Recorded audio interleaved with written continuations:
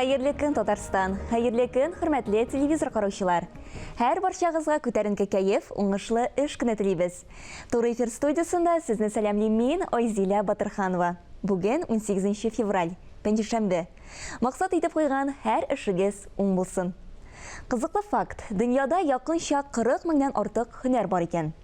Дөрес, бу сан үзгәреп тора, чөнки бер һөнәр барлыкка килсә, икенчесен аның юкка чыга.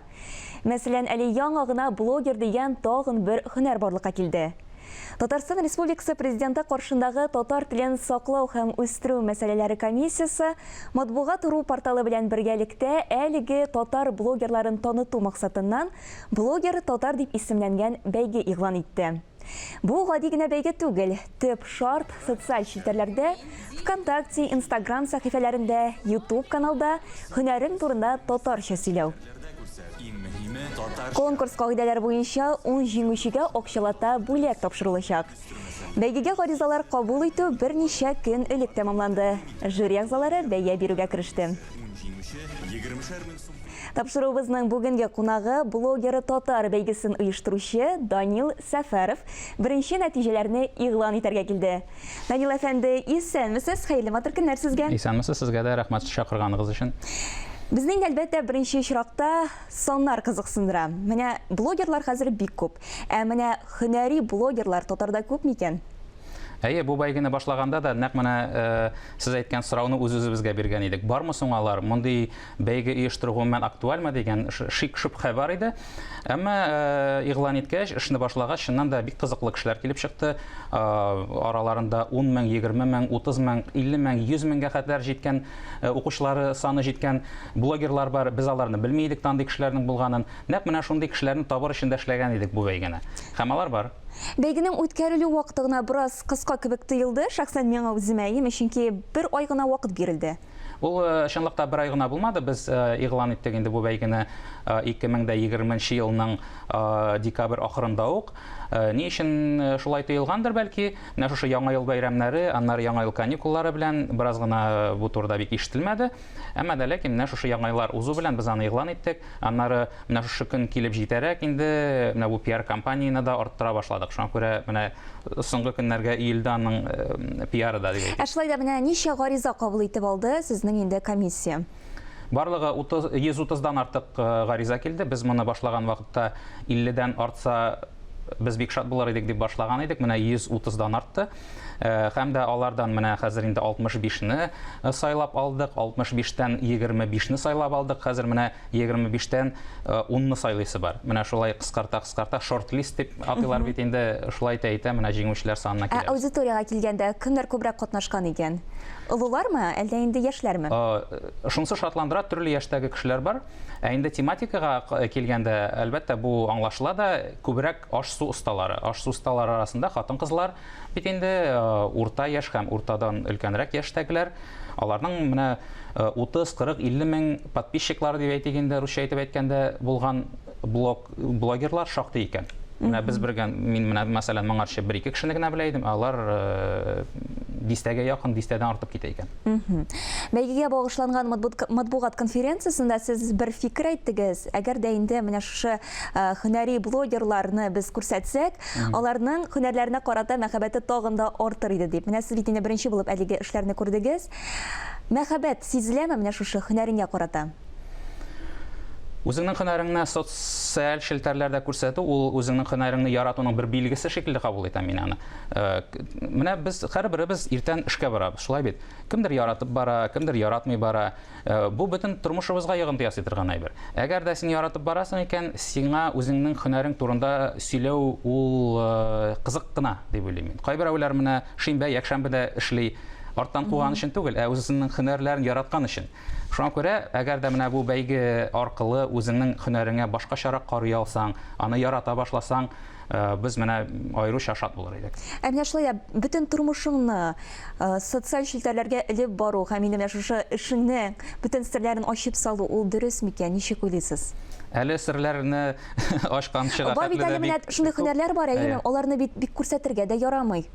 Юк, андый һөнәрләр алар күп түгел, алар әз. Андый һөнәрләр инде күпчелек һөнәрдә монда күрсәтерлек әйбер юк түгел, күрсәтергә мөмкин.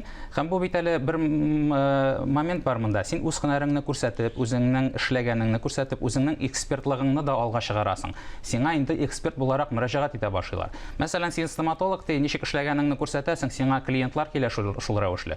Монда төрле яктан отасың син. Һөнәреңне ярату буенча да моны монетизация дигән сүз бар хәзер, социаль челтәрләрне акчага әйләндерү. Менә шушы аудиторияны син акчага да әйләндерәсең. Һәм менә шундый фикер бар, теге эшләгән арада кумашау итмәме дигән әйбер дә бар бит әле, социаль челтәрләр алып бару. Менә укытучыларның шундый шаярып әйткән сүзләре бар. Сезгә аңлата үзем аңладым дигән. Шуңа күрә шундыйрак рәвештә караганда, син үзеңнең һөнәрең турында сөйли, үз һөнәреңне күбрәк аңлый башлыйсың шикелле тоела миңа. Шуңа күрә моның мин зыянын күрмим, барыр тик файдасын гына күрәм. Бәйләгәндә нинди таләпләрдән чыгып бәя бирәчәксез җиңүчеләргә? Монда бәяләр берничә төрле. Гомумән бу бәйгенең максаты бит инде менә безнең татар телен куллану даирәсен киңәйтү социаль челтәрләрдә. Бу безнең Ахматов Марат Готовичның хәйр фатихасы дип әйтик, менә бу милли тема һәм дә иң беренче шул татарча булсын. Аннары инде әгәр дә татарча булып татар шрифтлары кулланып язсалар, тагын да яхшырак. Әле бит бөтен кеше дә татар шрифтлары кулланмыйча да яза. Язучылар арасында. Шуннан соң даимилек, активлык, подписчикларның, язылучыларның саны, бизәлеш. Монда төрле критерийлар, алар безнең барысы да бәйгенең нигезләмәсендә язылган. Төрле яктан карап бәя бирәчәк. Нигезләмә буенча 5 блогер безнең медиа өлкәсеннән сайланып алыначак, әйдә 5 блогер төрле эшче һөнәрләре, әйеме? Әйе, безнең шулай бара. Ягъни әгәр дә без бу бәйгене бары тик блогерлар бәйгесе дип атасак, безнең медиа шәхесләр алар яхшы мәгънәдә әрсезрәк бит инде, шулай бит. Без барыбыз да камерадан да ялмыйбыз, язырга да, сөйләргә дә ялмыйбыз. Без отыр идек барыбыз да. Сез дә, мин дә, танышларыбыз да. Без шулай әйттек, монда безнең максат гади кешене шартлы рәвештә шулай дип атасак, гади кешеләрне җәлеп итү. Һәм без максатка ирештек. Менә килгән гаризалар арасында да күпчелекне менә шушы гади кешеләр, гади хезмәткәрләр тәшкил итә. Димәк, инде сез үз максатыгызга ирешә алдык дип санап буламы? Әйе, җиңүчеләр әле безнең менә 21 февраль көнне игълан ителәчәк. Бу туган телләр көне булачак. Символик рәвештә. Аның игълан итүе булачак интернетта 21 көнне. Инде тантаналы рәвештә бүләкләве бераз гына соңрак, шушы 23 февраль бәйрәмнәреннән соң булыр дип көтелә. Әле төгәл көне юк. Мин уйлыйм, менә матбугат чаралары аша барыбыз да күрербез. Аннан соң Данил әфәндесенең бик тә кызыклы бер фикерегез басылып чыкты Ватаным Татарстан газетасында, мин аны укып китәм шулай ук. Ни өчен яшьләр арасында хәзер Instagram түгел, TikTok популяр дигән сорауга җавап бирәсез сез? Чөнки яшьләр табигатына аерым булу, бүленеп чыгу хас. ВКонтактега өлкәннәр кергәч яшьләр Instagramга китте, Instagramга өлкәннәр кергәч хәзер инде яшьләр TikTokка китте. Өлкәннәр TikTokка киткәчтен яшьләр тагын нәрсә уйлап чыгарырлар бикән? Бик кызык әйме. Менә шушы яшьләргә, яшьләр аудиториясына кагылышлы берәр бәйге игълан итү нияте юкмы сездә? Нәкъ матбугат ру порталы дип әйтәсем килгәндә. Айрым яшьләр өчен андый уй юк. Гомумән яшьләрне аларны нәрсәгәдер җәлеп итү интернетта дип әйтелгән социаль челтәрләрдә җәлеп итәсе юк. Алар үзләре дә актив. Безгә кирәк әзме күпме менә шушы актив булмаган кешеләрне бераз тормаштыру дип әйтелгәндә. Селкетеп җибәрү. Шуңа күрә нәтиҗәсе, икенче вариантның нәтиҗәсе яхшырак та булырга мөмкин. Һәм дә безнең бу бәйге Алла бирсә дәвам итәчәк. Бу юлы инде blogger.tatar дигән бәйге ул һөнәр ияләре блогерлар арасында булмаячак, башка формада. Һәм без аны Алла бирсә якын арада игълан да итербез. Ярый. Бик нәтиҗәле эшләр башкарасыз, уңышлар теләп калабыз сезгә. Чынлап та инде хәзерге заман артыннан ияреп җитә торган түгел, күпме яңа сүзләр килеп керә безгә. Бүгенге иртәгезне безнең белән башлаганыгыз өчен зур рәхмәт сезгә, Данил әфәнде. Уңышлар телибез сезгә. Рәхмәт, исән сау булыйк. Чынлап та соңгы 1-2 елда инде телебезгә никадәр яңа сүз килеп керде. Димәк, сүзлекләргә дә ихтыяҗ тагын да арта. Татар теле, мәгариф, фән һәм мәдәният сораулары буенча Берләшкән Милләтләр оешмасы тарафыннан аралашу өчен иң кулай 14 тел исемлегенә кертелгән. Телебезнең сүзлек составы гаҗәеп дәрәҗәдә бай. Әйтик, интернет челтәрләрдә урнаштырылган татар теленең язма корпусының күләме 500 миллион сүздән артты. Шул ук вакытта аралашканда алынма сүзләр кулланыла. Бу хакта Мәскәү шәһәрендә тел мәктәбе җитәкчесе радиода татарча сөйләшәбез тапшыруын алып баручы Лилияна Сафина да искәрткән иде. Югыйсә, сүзлекләрне генә ачып карарга кирәк. Бу җәһәттән Татарстан китап нәшриятында басылып чыккан аңлатмалы сүзлекнең әһәмияте бик зур.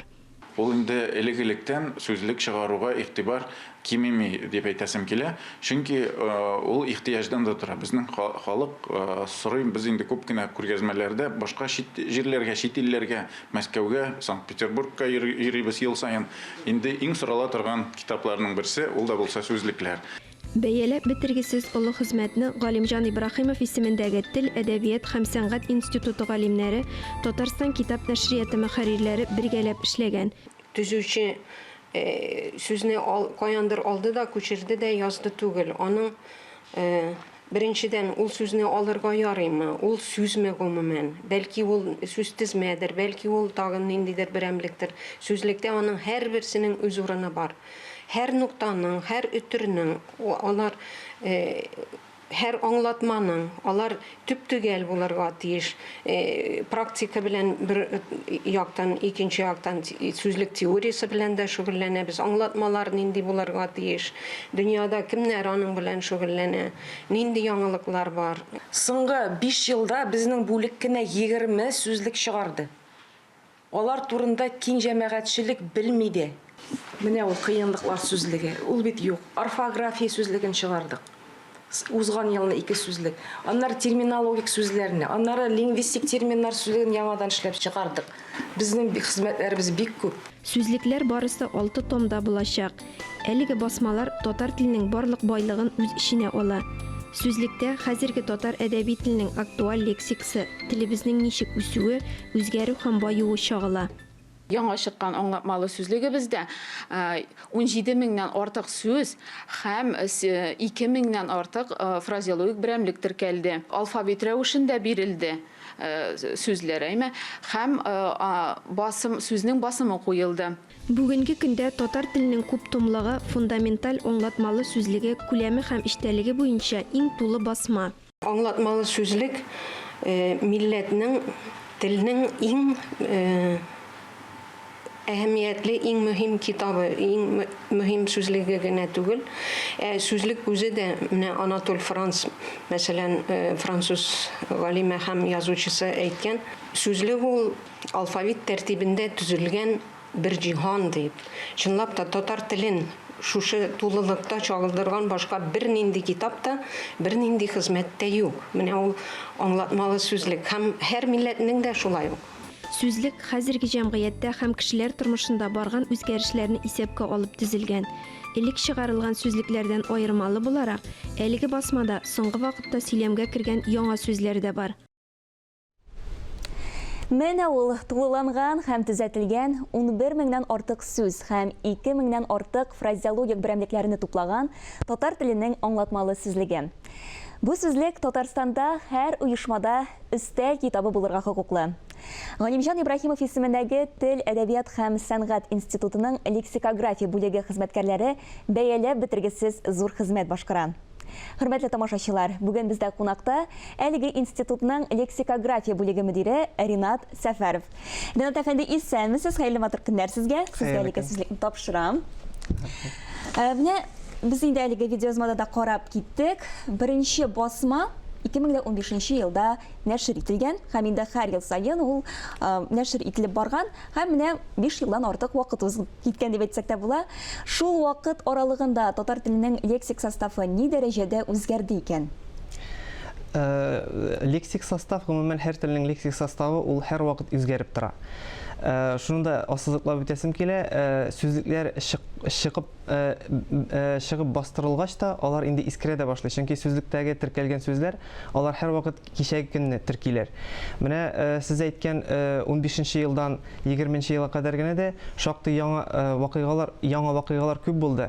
Менә ул вакыйгаларга бәйле барлыкка килгән сүзләр дә сүзлектә теркәлергә лаек һәм әйтик барыбызны да тетрәндергән менә бу зур пандемияларга бәйле яңа сүзләр барлыкка килде бер ел эчендә генә. Алар татар телендә генә түгел, башка телләрдә дә барлыкка килеп кулланыла башлады һәм без сүзлекчеләр буларак аларны сүзлекләргә теркидә барабыз. Мәсәлән, инде 15 елда чыккан беренче басмабызда әлдә алар чагылыш тапмаса, инде менә бу икенче басмада үзизоляция кебек сүзләр инде Алар да чагылышты. кертелде димәк. Кертеләчәк, чөнки матбугатта алар бик еш кабатланган саен алар халыкка аңлашыла башлый. Инде алар татар теленең үз сүзе булып китә, шуңа күрә алар сүзлектә урын алырга лаек дип саныйбыз. Тамашачыларыбызда сорау туадыр. Ни өчен беренче басма һәм ни өчен икенче басма? Менә бу бит әле бик күп вакытта узмаган, бары тик 5 ел гына. Шулай. Нәрсә белән аңлатыла? Беренчедән шуны әйтмәкче булам. Безнең аңлатмалы сүзлекләр алар безнең генә түгел, һәр халыкның аңлатмалы сүзлеге ул сүзлекләрнең атасы дип атарга була. Алар иң мөһим, иң кирәкле сүзлекләр. Алар барысы да безнең татар теленең аңлатмалы сүзлекләре, һәммәсе дә Галимҗан Ибраһимов исемендәге Тел әдәбият һәм сәнгать институтында төзелгән булган. Аларның арасындагы иң танылганнары менә бу 77-79 елларда чыккан 3 томлык булса, тагын бер тулы аңлатмалы сүзлеге без 2005 елда чыккан иде, бер том булып. Шуннан соң безнең яңа сүзлекләр булмады. Менә шул бушлыкны тутыру максаты белән күп еллар буе безнең аңлатмалы сүзлек төзелде. Баштан ул 4 томлык булыр дип планлаштырылган иде. Соңыннан менә ул 6 том итеп материал 6 томга җыелды һәм 2015 елдан ул чыга башлады. Ләкин татар телендә дәүләт телләрен һәм башка телләрне саклау программасы нигезендә ул шактый шикле күләмдә, шикле тираж белән генә басылганлыктан киң катлау укучыга барып ирешмәде ул. Шуңа күрә институт җитәкчелеге менә бу үзенең укучысына барып ирешсен өчен аны Татарстан китап нәшриятында бастыруны планлаштырып, уртак проект итеп, менә 20-нче елдан башлап безнең бу сүзлегебез кабат тулыландырып, төзәтелеп, икенче басмага әзерләнде. Һәм хәзер әле без үзебез 6-нчы томны эшләп кенә торсак та, инде 1-нче, 2-нче томы кабат бастырыла башлады. Хәзер бит инде электрон замана. Менә шушы сүзлекнең онлайн варианты булачакмы? Яисә инде булдырылдымы? Ул булдырылды. Без аны бик яхшы сиземлибез. Бүген һәр кешегә дә китап форматы бәлки актуаль да түгелдер. Икенчедән 6 томны сатып алуда шактый кесәгә суга торган әйбер. Шуңа күрә чыккан бер томыбыз безнең институтның сайтына иленә бара. Ул бушлай аннан йөкләп алып була һәм кулланып була. Һәм икенче яктан безнең институтта инде Сайтның исемен дә атасагыз? Сайт ул Татарстан Фәннәр Академиясының сайтында Галимҗан Ибраһимов институтының кушымтасына кирелә. Шунда махсус китапханә бүлегендә ул сүзлекләр бар. Һәм икенче яктан бу сүзлекләр, аңлатмалы сүзлекләр һәм башка сүзлекләр безнең сүзлекләрнең электрон фонды дигән безнең махсус проектыбыз бар. Анда ел сайын 4-5 сүзлек кертелә. Бу бик үзенчәлекле проект һәм заманча проект дип саныйбыз. Монда кирәкле сүзне табып, аңлатмалы сүзлектән генә түгел, орфоэпик, орфографик, кыенлыклар, этимологик сүзлекләреннән барсыннан да бер урында мәгълүмат табып була. Ул Фәннәр Академиясының Тадзет платформасында урнаштырылган. Шулай ук киң катлау укучы өчен шактый җайлы мөмкинлек. Ринат әфәнде, менә без бүген тапшыру башында һөнәрләр һәм инде һөнәри блогерлар турында сүз башладык. Менә безгә бик тә кызык. Сүзлек төзүченең көне нәрсәдән башлана икән? Сүзлек төзүченең көне башкалардан шактый айрым башланадыр, чөнки без эшкә килеп керү белән еш кына хәлләр, әхвалләр сорашудан түгел, менә бүген шундый сүз ишеттек әле, менә монда шундый сүз әйттеләр әле, яңа тизрәк теркәп куйык, онытылмас борын дип, күп очракта шулай башланып китә безнең көннәр. Һәм чынлап та һәрбер безнең менә мондый китапларындамы, үзенең ниндидер айрым дәфтәрләрендәме безнең махсус төзеләчәк сүзлекләргә кертеләсе сүзләр исемлеге төзелеп бара. Димәк, һәр вакыт инде сезнең белән каләм һәм инде кагаз битәеме? Һәр сүзне теркәп барасыз. Шулай тырышабыз. Бик зур рәхмәт сезгә бүгенге иртәгезне безнең белән башлаганыгыз өчен. Чынлап та бик зур эш башкарасыз. Сокланып тыңлап утырдык. Рәхмәт сезгә. Сезгә рәхмәт. Хөрмәтле тамашачылар, иртәгә хәерле көн Татарстан тапшыруын карамый калмагыз. Туган телләр һәм халыклар бердәмлеге елы уңайыннан сезнең өчен өр-яңа сәхифә тәкъдим итәбез. Туган тел – иң татлы тел, туган тел – иң тәмле тел. Тәмле диеп, телен йотма, туган телне онытма.